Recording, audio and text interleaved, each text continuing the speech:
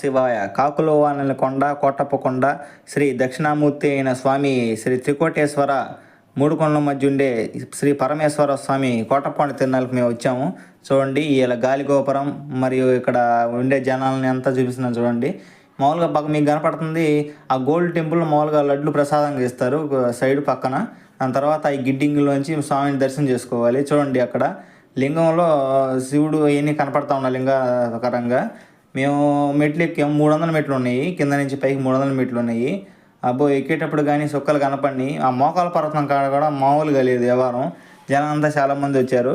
మామూలుగా 19 తడికలు బాగా కట్టారు. ఇక్కడ టీడీపీ ప్రభలు మాత్రం చాలా ఎక్కువ ఉన్నాయి, వైసీపీ 5 ప్రభలు. చూడండి ఇక్కడ మామూలుగా నందీశ్వరుడు కూడా చూడండి చూపించాను, నందీశ్వరుని కూడా.